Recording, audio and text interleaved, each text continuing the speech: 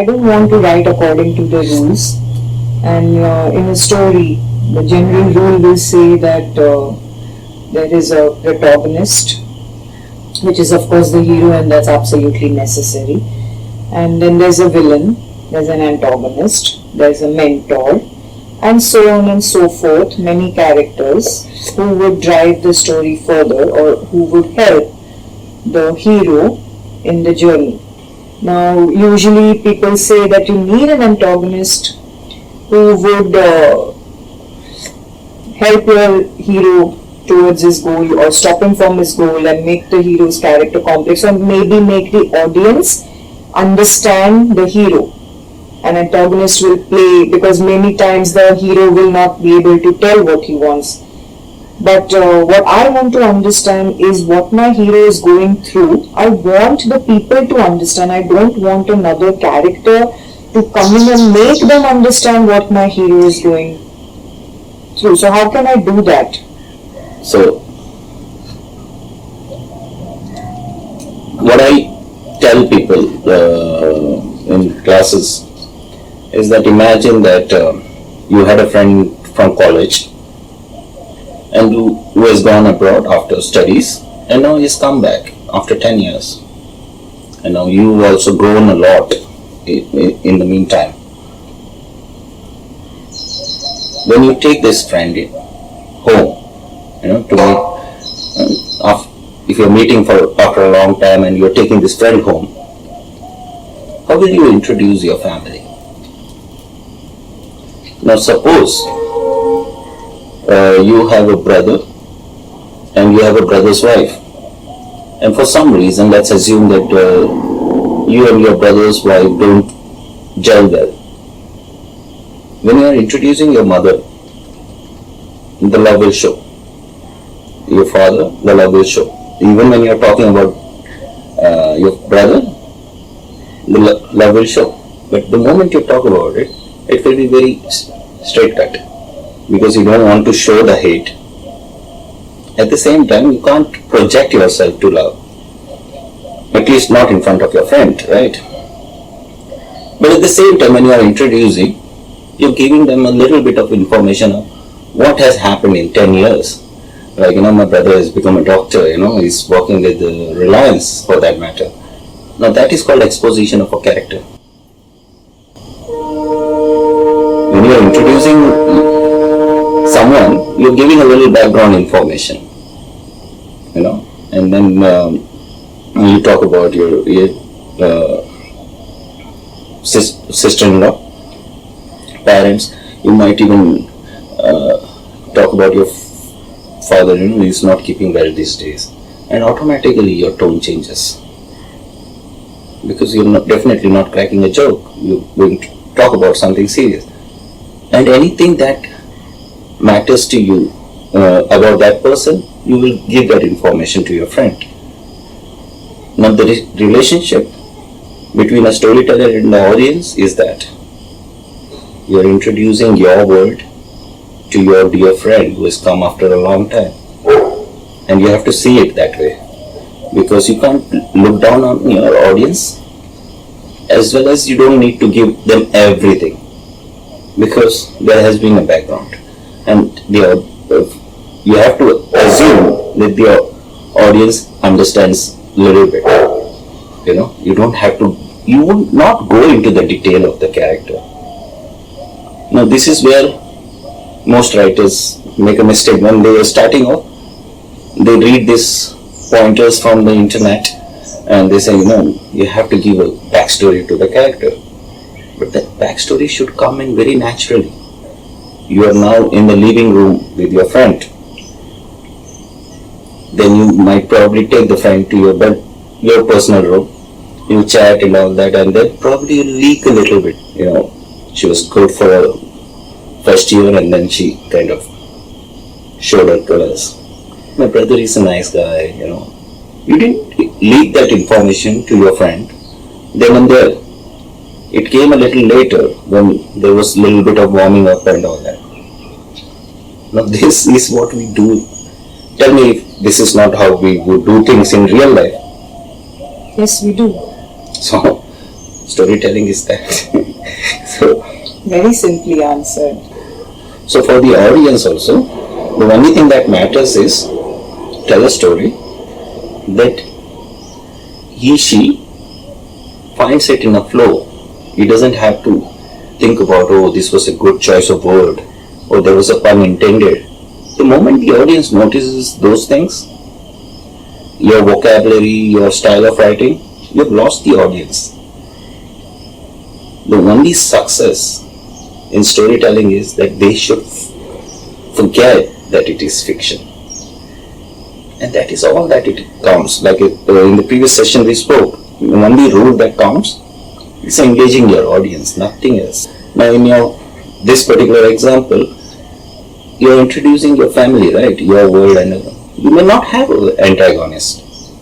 But what if tomorrow you are talking about your work life to the same friend? Maybe there is some colleague who is trying his best to undermine your efforts, and then that becomes an antagonist. So what does it say? If it comes naturally, do it. Otherwise, don't do it. That is where I think I get confused between the craft, and then even in the last session I said that I want to know the art of story writing and not the craft. Now the craft is what has confused me, which will say that these things, these people are needed. Let's look at craft as something as an post-mortem analysis. Okay? The work was done. Some painter was having a creative eye, locked up in his workshop, painted something. Now he probably might have just had an urge to draw something like a beggar on a street. The audience interprets it. Oh, this painter is such a humble guy, he's noticing these beggars. It was just a creative eye for him, So that those interpretations have been jotted down into rules and is passed on to craft. The only craft that matters is do not lose your audience. And the art of storytelling is only thing. Engage, excite, elevate your audience. If you can't do that, you should get into it. Yes. Now, what is the point of it? Let's say you paint something and nobody wants to see it, or nobody understands it. Okay? And there are people who take pride in it. They say that this audience is too lame for me. But why were you doing it in the first place? For the audience, right? If it was for your personal satisfaction, it wouldn't have left your workshop. Right? If it is about just writing, you would write it in a diary and be happy about it, because to be honest, it's just the joy of writing that has gotten people into this in the beginning. When it started, there was no money for writers. Even the theatre actors who were performing a play or something, there was no future for them. It was just a creative pursuit. So as long as it is that, be happy with it. If you're doing it for an audience, then don't judge the audience.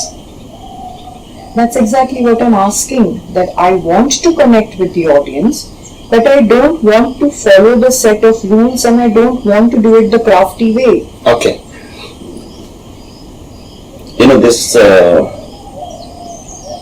I would also like to address the antagonist point of view. Okay? Now, from that perspective, we'll go into the craft. They say that I myself also have quoted it, that there has to be at least one antagonist. Why I say that?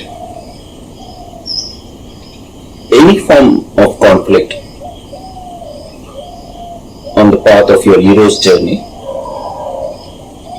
is an antagonistic act. Now, for example, you want to reach to the airport in time so that you can get on the flight to reach somewhere which is important to you. and there is traffic. That traffic is the antagonist. It doesn't have to be human being. You know? So antagonist is just the glorified name for any hurdle that is in on your path as a hero. Because without hurdles, without complications, if the hero gets everything easy, it is for sure the audience would not appreciate it.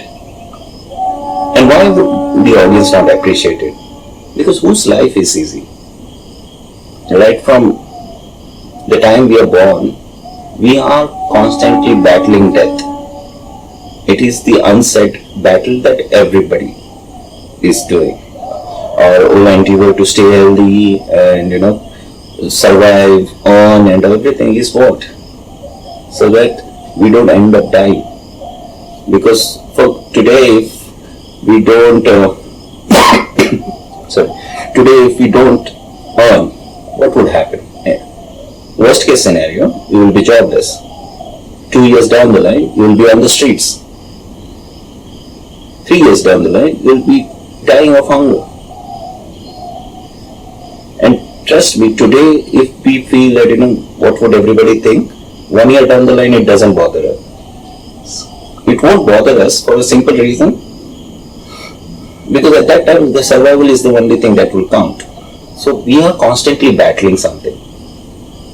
Now, if you are pursuing a career, if you are pursuing a relationship, it is always there as a goal, right? And any hurdle in that path is an antagonist. And there is a term that I use called invisible antagonist. Now what I mean about it is that even if there is no other human character blocking your path, there is always fate. And there is always an act of fate. Because if the fate was so generous, no one's life would be messy. Everybody would have had things easy. I'm not sure if you have watched this film, Bruce Almighty. Yes, I have. Okay, Jim Carrey, right? So, there is a scene where Jim Carrey has a argument with God and the God says, you be the God. And Jim Carrey says, why not? He answers everyone's prayer. What happens? It becomes chaotic. He has to run to God to manage it. So what does it say? Even if people get everything they want, things will turn bad. It's the way of life. And every art form is a reflection of life. So you can't deviate from that.